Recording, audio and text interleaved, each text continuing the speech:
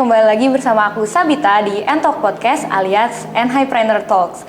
Nah, kalian tahu kan podcast kita ini selalu menghadirkan alumni-alumni dari Politeknik Pariwisata NHI Bandung yang sekarang sudah sukses berkarir. Nah, pada kesempatan kali ini kita mengunjungi Kak Sahala Panjaitan, merupakan alumni dari Tour and Travel Business angkatan 1998 yang sekarang sudah menjabat sebagai Presiden Direktur di PT Seda Indonesia. Tanpa berlama-lama, langsung aja kita bahas gimana sih ceritanya Kak Sahala bisa sampai di titik yang sekarang ini. Oke, langsung aja. Oke, apa kabar Kak Sahala? Baik-baik, sehat. Terima kasih loh ya udah berkunjung. Kita yang terima kasih Kak, udah dibolehin buat main ke sini. Iya. Nah, jadi kan kita mau sharing session nih Kak. Tapi sebelum kita masuk ke sharing session, aku ada beberapa pertanyaan yang mohon nanti Kakak jawab dengan cepat ya Kak. Iya. Oke, kita mulai aja ya. Ya. Online or offline? Online. Feeling or data? Data. Inovasi atau tetap stabil? Inovasi. Kolaborasi atau kompetisi? Kolaborasi. Fokus atau ekspansi? Fokus. Oke, kualitas atau kuantitas? Kualitas. Teknologi atau tradisi? Teknologi. Modal pribadi atau nyari investor? Seeking investor lah. Oke, kerja keras atau kerja pintar? Kerja keras. Next, gagal cepat atau sukses pelan-pelan? Gagal cepat. Leader or manager? Leader. Risiko gede atau slow but sure? Risiko gede. Oke, UMKM lokal atau pasar global? Pasar global. Instagram or website? Instagram. Naikin penjualan atau jaga kualitas? Jaga kualitas. Influencer marketing atau cara lama? Influencer. Karena itu paling Ya. di zaman sekarang tuh paling impact Iya, banget kami ya juga Kak? pakai influencer kan. Oke, kerja tim atau solo? Kerja tim. Pengusaha atau profesional? Pengusaha. Target jangka pendek atau jangka panjang? Jangka panjang. Terakhir nih Kak, join komunitas bisnis atau build sendiri? Build sendiri komunitas. Lebih seru ya Kak? Iya. Lebih enak gitu? Iya, kami juga udah terapkan. Oke, nah mungkin Kakak udah ngejawab 20 pertanyaan aku nih, nggak berasa karena secepat itu ya Kak? 20 ya, ya. Iya, udah 20 ternyata. Oke, kita langsung aja ke sharing nih Kak. Oke. Aku boleh tahu dong Kak, ceritanya gimana sih Kak Sahala nih perjalanan karirnya dari awal sampai bisa di titik ini Kak sebagai Presiden Direktur? Ini bisa 30 hari kalau dari Waduh. awal ya. Jadi yang singkat-singkat aja ya, timeline Iya, aja boleh, ya. boleh. Jadi saya itu dulu profesional, tamat dari kampus Poltekpar ya. Ya. Dulu STP ya. Poltekpar, tamat profesional selama hampir 7 tahun, terus saya 2009 saya bangun software company karena memang demand-nya waktu itu tinggi untuk software aplikasi berbasis Android gitu. Yeah. Jadi 2009-2010 itu adalah Android digunakan oleh Indonesia. Kalau Adek kelahiran tahun berapa? 2003. Waktu itu tuh 2008 itu Android 10 itu baru masuk Indonesia tahun 2009. Jadi waktu itu saya ngelihat itu ganti handphone dari BlackBerry ke Play Store, kan nggak pernah pakai BlackBerry kan dulu kan ya. Jadi dulu ada namanya handphone BlackBerry, itu beralih ke smartphone Android itu tahun 2009 dan saya beli. Nah, ketika saya beli saya ngelihat di situ ada Play Store, kok bisa ada aplikasi ya. Ternyata aplikasi itu bisa profitable, menguntungkan. Jadi saya resign dari perusahaan, terus saya bikin usaha sendiri, yaitu bikin aplikasi Android berbasis website. Tapi itu nggak riskan banget gitu Kak, dari pekerjaan yang emang udah tetap terus tiba-tiba resign untuk nge-challenge diri sendiri untuk bikin sendiri gitu Kak? Bukan challenge sih, jadi saya bisa cerita 2009 itu saya itu asisten director. Tapi director nggak bisa kayaknya jadi director karena yang jadi director itu adalah anaknya yang punya pemilik perusahaan. Jadi saya di situ sadar kalau saya mau jadi director ya saya harus bangun perusahaan sendiri. Ya itu sih awalnya. Saya pengen bikin usaha sendiri. Karena untuk jadi direktur ya kalau misalnya kerja di direktur misalnya di perusahaan negara pun itu bukan punya saya perusahaannya. Jadi saya tuh mau jadi pemilik perusahaan.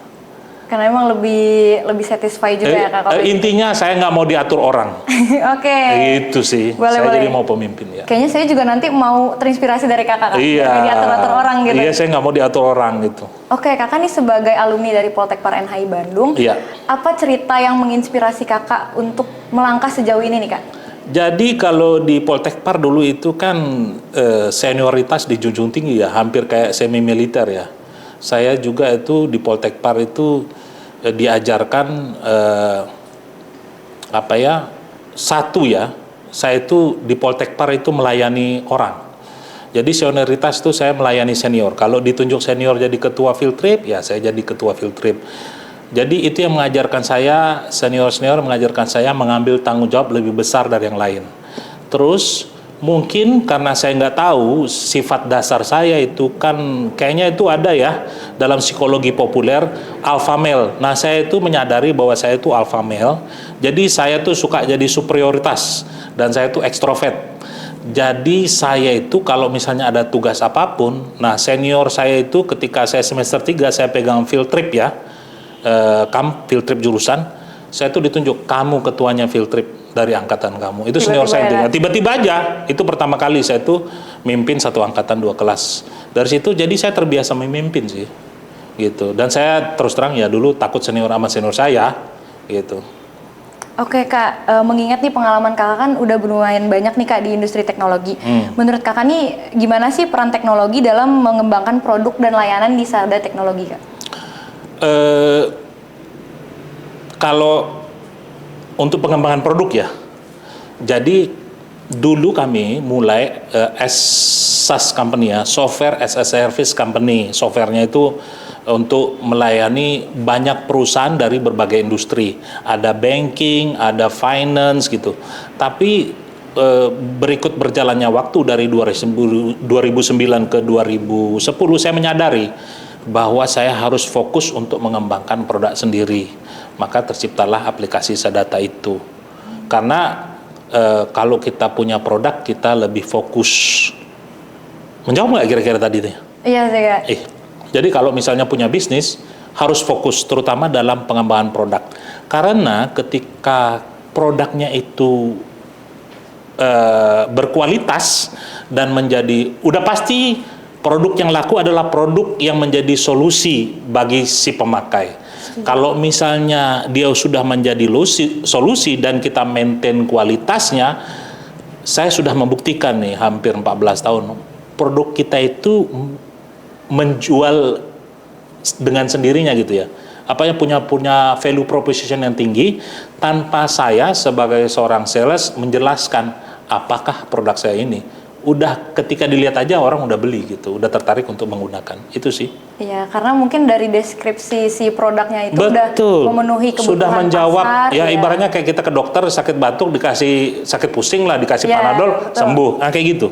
Apalagi ditambah lagi dengan review-review orang-orang yang ada di produk Kakak gitu. Jadinya makin meyakinkan orang-orang untuk beli terus kayak gitu, Kak. Oke, kemudian di Sada Group ini kan punya banyak lini bisnis nih Kak. Ya. Nah dari SaaS hingga film dan media. Iya. Nah dari Kakak sendiri nih apa sih tantangan terbesar dalam menjalankan grup yang sebesar ini Kak dengan berbagai macam lini bisnis gitu Kak? Nah, saya juga mau menyampaikan, saya tadi bisnis kita itu tadinya cuma satu, yaitu perusahaan teknologi. Terus ada pengembangan bisnis di F&B, ada Atlas Coffee, terus ada juga production house ya untuk film. Saya bisnis itu bertumbuh karena saya menjawab permintaan dari klien. Maksudnya menjawab permasalahan karena mereka, contoh production house. Ini klien saya tadinya di aplikasi Sadata, terus klien saya ini bilang, Pak bisa nggak bisa bikin konten, digital konten untuk begini-begini, bisa nggak bikin web series? Nah saya bilang itu peluang, karena dalam bisnis itu saya selalu menyampaikan ke tim dan manajemen saya, dalam bisnis itu kita hanya 3 aja, satu mengelola uang, yang kedua, urutan ya, satu kita itu mengelola orang, HR, mengelola orang. Kedua kita baru mengelola uang tuh setelah dihasilkan. Dan yang ketiga tuh yang paling penting nih mengelola opportunity. Jadi kalau saya sifatnya opportunity ada di depan mata dan itu profitable, saya langsung kejar gitu.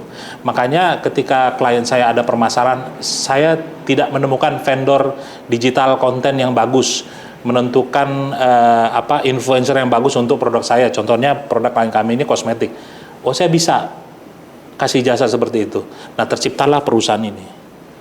Jadi bisnis kita itu tumbuh, growth itu karena permintaan dan menjawab permasalahan si klien. konsumer. Jadi bisnis yang bisa menjawab masalah konsumer atau masalah klien adalah bisnis yang saya rasa dapat bertahan dan menguntungkan ya. Berarti tetap kuncinya memenuhi kebutuhan pasar. Betul, dan kayak Atlas Coffee waktu itu COVID semua tutup. Nah, terus kita bikin aja coffee, dan saya nggak menyangka gitu. Saya masuk di bisnis retail food and beverage ya, Atlas Coffee itu modal satu outlet itu bikinnya 350 juta ya.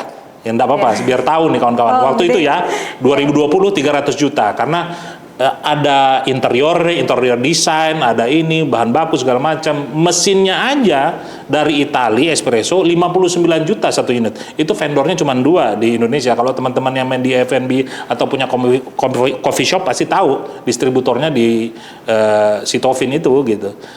Mesinnya aja 59 juta. Tetapi kalau kualitasnya kita baik, saya pakai Arabica.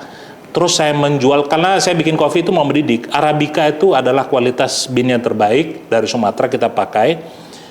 Kopi enak tuh nggak begitu mahal dan kita nggak ngambil marginnya itu begitu gede di kopi. Tapi orang di sekitar Jakarta Timur ini di Jalan Raden Inten kalau mau nyari Arabica kualitasnya enak dengan harga terjangkau ya perginya ke Atlas. Jadi saya memanfaatkan catchment area ini 1 kilometer jalan protokol ini di depan ini. Nah ini ada hampir 400. Kayak di sebelah ini kan showroom mobil, ada 4 di sini. Itu saya udah buka, saya udah riset kalau mau bangun bisnis. Itu ada sekitar hampir 31 perusahaan dikalikan 4. Jadi saya bilang kalau misalnya kita targetnya itu hanya dapat 200 cup sehari, itu udah bisa bikin margin itu 5 juta sehari. Dalam 4 bulan sudah balik modal 350 ini. Terus datang GM aneh, ini ada duitnya udah balik modal dalam waktu hampir kurang dari 6 bulan. Mau dibikin apa? Ya udahlah bikin outlet satu itu. Jadi dalam 2 tahun tuh kita tahun kedua udah bikin outlet. Nah sekarang kita mau bikin outlet ketiga lagi gitu. Jadi hanya dari akumulasi keuntungan profit dari outlet yang pertama. Itu sih. Itu benar-benar dipikirin sampai segitunya Kak. Betul. Soalnya kan aku juga pernah dapat waktu SMK tuh belajar kewirausahaan. Terus kita di situ harus mengembangkan wirausaha di bidang kita gitu, kuliner waktu itu. Nah, kita tuh coba yang kayak bikin balik modal dan sebagainya. Itu kalau dihitung-hitung dengan sales penjualan di sekolah aja, itu balik modalnya bisa 2 sampai 3 tahun Kak. Betul. Ini 4 bulan gitu. Iya, saya juga nggak menyangka itu. Jadi saya juga bilang sama teman-teman, terutama saya selalu kalau punya bisnis supaya bisnis ini lebih cepat runningnya dan profitable, saya itu punya tim sendiri. Jadi fokus, usahakan kalau membuka bisnis harus punya orang leader yang fokus di bisnisnya untuk mengelola HR, mengelola uangnya dan mengelola opportunity-nya. Jadi ini dia ada bisnis unit sendiri. Terus saya juga kaget. Jadi ini kalau adik-adik atau junior-junior yang mau datang belajar gitu ya, maksudnya mau tahu, saya juga itu belajar dari tim di Atlas Coffee itu, coffee shop itu, bahwa ternyata bisnis kopi itu kok bisa balik modal dalam 6 bulan, sedangkan untuk Sadata ya, yang jualan aplikasi itu butuh 3 tahun untuk balik modal. Justru lebih laku yang kopi ya? Betul, saya bilang bisnis retail F&B itu kayaknya bisnis yang menguntungkan, tapi untuk bertahan dalam jangka waktu panjang, nah itu another step lah gitu. Iya benar-benar, tapi emang karena kadang ada nih banyak sekarang kan, outlet coffee baru buka tapi 3 tahun hilang, 3 tahun hilang. Jadi saya sekarang lagi mencari bagaimana strategi bisa F&B bisnis itu kan, kalau kita mungkin teman-teman kita juga banyak ya, senior kita atau junior kita yang buka restoran ya. Tapi kan kadang restoran ini bagaimana bertahan seperti, maaf ya kalau saya sebut brand, boleh nggak sini? Nggak boleh ya? Oh, udahlah, katakanlah misalnya ada produk bakso yang terkenal, udah hampir jalan hampir 40 tahun, kok dia bisa bertahan hanya dengan jualan bakso? Semua orang tahu itu, bakso di lapangan inilah gitu. Nah bertahan seperti itu tuh gimana caranya? Terus saya temukan bahwa as long as kamu pegang kualitas dan maintain service, orang pasti balik. Iya setuju Kak. Iya. Karena emang F&B ini benar-benar bisnis yang menjanjikan, tapi betul, mempertahankannya butuh strategi. Betul, gampang-gampang sulit. Iya. Ya, contohnya gini kan, kalau saya ini kan milenial, bukan milenial ya, saya ini generasi Y ya gitu. Untuk approach generasi Z gitu ya, kan itu another strategi gitu ya. Kalian hanya on screen, itu gimana cara menjangkau kalian, promosi, to attract customer to come to your outlet lah gitu. Oke nih, kakak kan di grup ini udah banyak kolaborasi sama brand-brand ternama nih kak, Ya. ya. Philips, Scientific. Nah boleh di-spill dong kak, gimana sih strateginya cara menarik perusahaan-perusahaan besar dan mempertahankan kerjasama antara grup kakak dengan perusahaan tersebut kak? Nah, itu saya bisa bagi 2 poin lah ya. Satu yang tadi saya sampaikan, produk kita itu harus bagus. Bagus, kembangkan produk Anda sebagus mungkin sehingga Anda itu memenuhi kualitas dan memenangkan hati sang konsumen yang menggunakan. Apapun produknya, kalau produk jasa atau barang, kalau bagus pasti selalu dicari. Terus yang kedua, itu saya dapat dari Poltekpar lah, karena kita itu kan hospitality industry yang dimana pelayanan itu nomor 1, SOP-nya. Nah, saya itu selalu melayani klien-klien saya dengan pakai hati gitu. Jadi saya sebagai leader di SADA, saya selalu bilang ke tim saya, kalau kita contoh ya, case, kalau misalnya ada komplain, itu harus cepat. Kurang dari 30 menit paling tidak harus dijawab. Misalnya kita punya email, itu harus dijawab cepat. Jadi saya terkenal kok kalau minta testimoni dari klien-klien saya, Sadata ini responnya paling cepat. Karena kalau kita respon cepat, ini sama lah kalau kayak pacaran minta dijemput, datangnya biasa-biasa aja telat, ya itu kan gimana gitu kan? Ya kayak gitu. Itu. Oke, sama aja kayak misalnya kita lagi belanja online gitu. Betul. Ya di salah satu platform. Coba kalau ngeloading. Iya bener kak, pas itu sebel banget. Iya, malas kan. Apalagi kalau gitu. misalnya kita udah komplain nih ke penjualnya, tapi sellernya tuh slow respon banget, bisa sampai berhari-hari, itu udah bete banget sih kak. Jujur. Saya itu kalau misalnya kamu bisa maintain kualitas produk, barang dan jasa, terus udah melayani dengan hati, satu lagi nih, jaga reputasinya baik-baik gitu. Contoh nih, case ini baru nih, real case. Kemarin kopi kita itu, saya merasa nih, kopi saya, karena saya setiap hari nyoba kopi saya gitu, supaya saya menjaga kualitas ya. Kopinya kok asem gitu, ada asamnya nih. Arabica kan memang asam, tapi ini asamnya beda nih, karena saya selalu black ya, americano ya, long black ya gitu ya. Kok ini ada yang asam gitu. Terus saya coba, ternyata gulanya kan aren. Aren ini kalau nggak ditutup dengan baik botol gula arennya, itu kan terpapar udara. Kalau terpapar udara ternyata mikroorganismenya itu menjadi asam kan, gula itu bisa pecah menjadi asam gitu. Nah, hari itu sudah ada 5 yang lagi walk-in di situ. Saya minta itu semuanya diganti, minta maaf, dibikin yang baru. Supaya untuk menjaga reputasi, jangan sampai nih 5 ini keluar dari outlet cerita ini asam. Walaupun mereka ini walk-in customer, tapi harus dijaga reputasi. Ya kalau Anda bikin kesalahan, Anda harus minta maaf, terbuka. Kalau enggak, ya Anda ya reputasinya diragukan kan. Iya, padahal kan bisa aja cek. Sama kayak gitu, saya tuh selalu menganalogikan setiap case di perusahaan kayak saya itu pacaran atau kayak saya itu memperlakukan istri dan anak gitu ya. Contoh kalau kamu berbohong ke pacar, ketahuan, habislah kamu. Habis, betul nggak?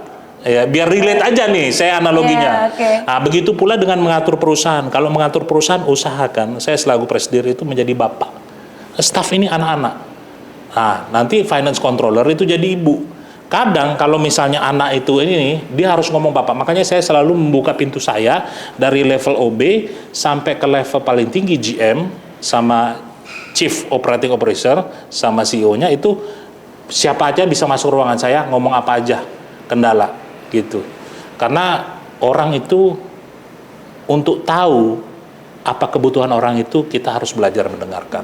Nah, iya, harus jadi pendengar yang baik. Betul. Juga ya. Jadi merekanya juga nyaman sama kita. Betul, iya. Oke, mungkin next gimana sih visi kakak untuk mendukung UMKM di Indonesia ini? Kan banyak banget ya kak, tapi melalui teknologi kan? UMKM ya? Iya. Dengan teknologi, sebenarnya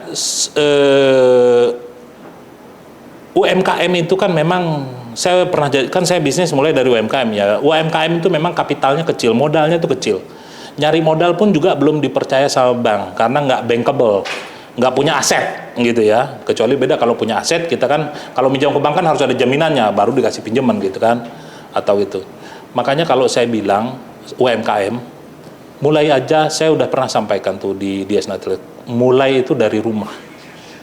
Nggak usah, kita ini anak Poltekpar nih banyak gaya, karena memang kita itu gayanya paling top se-Bandung Raya ya. Pakai jas bagus, dasi bagus. Dulu zaman kami dasinya Sutra. Jadi saya itu belajar ya. Dulu waktu saya pertama buka perusahaan, saya sewa di gedung tinggi lantai 30, bayar 18 juta sebulan gitu. Ternyata untuk supaya meyakinkan orang, ternyata gaya itu nggak perlu.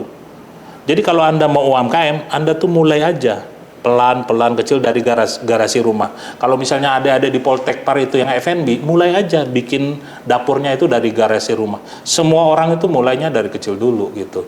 Terus kalau untuk memanfaatkan teknologi, sekarang consumer itu sudah berubah. Saya itu main di teknologi. Consumer itu menjangkau produknya online. Jadi saya sarankan untuk UMKM itu, kalau dia punya produk barang ya bukan jasa, dia harus menjual lewat channel-channelnya online. Cari yang pas dan adaptif untuk produk tersebut. Karena memang ini eranya. Iya itu sih. Dan itu lebih murah deh, lebih murah. Kan sekarang kita, kalau zaman dulu ya, zaman saya jualan punya produk roti. Ini saya pergi nih, atau enggak saya buka store. Sekarang nggak perlu buka store, kitchen bersama, cost-nya operational fixed cost-nya lebih murah, untungnya juga bisa lebih banyak dapat. Iya, soalnya udah gitu kalau misalnya home industry kan kita nggak buka outlet, jadi dana operasionalnya pasti lebih kecil kan. Betul. Dan kadang juga kalau misalnya aku pesen order makanan online, kadang tuh nggak tahu nih tempatnya di mana, tiba-tiba datang kita makan kita enak repeat order gitu. Betul. Padahal kalau kita lewatin tempatnya ternyata rumah gitu. Betul. Sedikit kaget tapi keren sih kayak gitu. Betul. Iya. Mungkin buat terakhir nih Kak, aku mau minta insight dari Kakak buat teman-teman di luar sana, terutama pelaku wirausaha, apalagi teman-teman di Enhaipreneur ini, supaya bisa terus mengembangkan bisnisnya dan berinovasi Kak. Nah, saya kalau untuk survive di era sekarang ya, di era digital ya, ini saya juga, ini pengalaman dari 86 perusahaan global yang menjadi klien saya ya. Inovasi mereka tuh tidak hentinya. Ini salah satu klien saya, contohnya Indofood ya. Adik coba lihat itu produknya Indofood, 6 bulan sekali keluar program. Contoh ya dari mie instan ya. Ada rasa Padang, ada rasa ini gitu. Nah saya juga di perusahaan teknologi saya berinovasi. Fitur apa yang sekarang dibutuhkan kayak gitu. Dan inovasi itu membuat kita bertahan, memenangkan kompetisi pasar. Kalau kamu jualannya maaf ya gitu-gitu aja gitu ya, ya kamu kalah dengan kompetitor kamu. Karena sebenarnya kalau di pasar itu kan kita harus memenangkan hati kompetitor karena kita tuh unik sendiri. Entah itu uniknya itu dengan harga yang lebih terjangkau, produknya lebih lengkap gitu, lebih kompleks gitu. Saya rasa itu untuk memenangkan hati pasar ya kita harus berinovasi. Contoh nih deh. Sekarang orang kalau bisnis review lewat aplikasi harus ada business intelligence-nya menggunakan AI. Iya. Ya saya harus AI. Nanti kalau misalnya kompetitor saya menggunakan AI tapi saya enggak, kan sekarang orang lihat report aja bisa pakai voice. Tolong dia aktifkan AI-nya. Tolong penjualan produk hari ini seluruh Indonesia 16 kota provinsi dari ini mana yang paling menguntungkan produk. Saya contoh deh ya. Misalnya sekarang kan bisnis itu kan keputusan bisnis itu harus data driven semua. Jadi saya punya aplikasi itu harus bisa ibaratnya menggunakan artificial intelligence memonitor hari ini produk untung yang paling dibeli orang itu apa. Kalau masih manual aja ya misalnya ini data penjualan ini saya udah ketinggalan gitu, saya nggak akan dipakai orang. Jadi kita harus tetap adaptif. Saya selalu bilang kalau kita nggak beradaptasi pasti mati. Zamannya Sabita dulu ada ini kan studio foto. Sekarang nggak ada studio foto karena semua kamera udah di HP. Itu mungkin Sabita nggak merasakan itu, tapi punah. Jadi kalau Anda tidak mau mati, Anda harus berinovasi. Setuju Kak. Makasih banyak Kak Sahala untuk waktunya hari ini. Makasih banget udah dibolehin buat main dan ngobrol-ngobrol singkat nih Kak. Mungkin kalau misalnya aku mau tahu lebih panjang bisa berapa hari kali ya Kak kita ngobrol. Oh iya itu. Oke, mungkin untuk terakhir Kak, closingnya aku mau ada jargon Kak. Ya, Boleh? ya, ya. Kita coba dulu boleh, ya. Boleh, jargonnya. coba sekali dulu ya. Coba sekali dulu. Ya. Cuan, cuan, cuan. Cuan, cuan, cuan. Ya, challenge yourself. Challenge yourself. Act now. Act now. Oke. Bisa Kak? Oke, kita mulai Cuannya ya. 3 kali ya? Cuannya 3 kali. ya. Oke. Cuan, cuan, cuan. Oh, ulangi. bareng nggak? Oh, bareng, harus bareng. Oke. Ya, oke. Oke, sekali lagi ya Kak. Ya. Cuan, cuan, cuan. Challenge yourself. Ulang Act lagi now. lah, ulang lagi. Boleh Oke, Kak, ya, boleh. boleh lagi. Boleh, 1, 2, 3. Cuan, cuan, cuan. Challenge yourself. Act now. Sampai berjumpa di episode selanjutnya. Thank you. Terima kasih Kak. Ya.